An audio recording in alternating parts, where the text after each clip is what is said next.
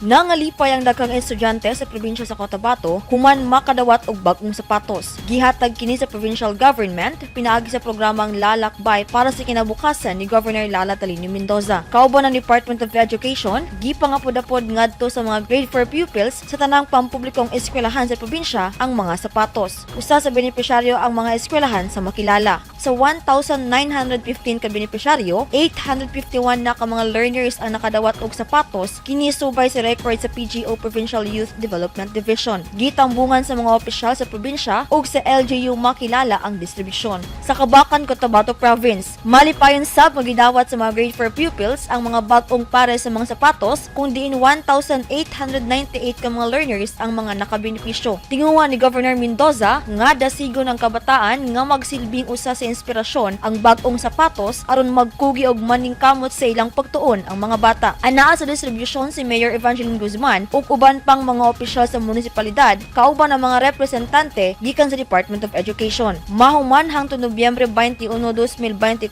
ang distribusyon sa mga libreng sapatos. Shiny Bulyaser, Newsline Philippines, stay safe!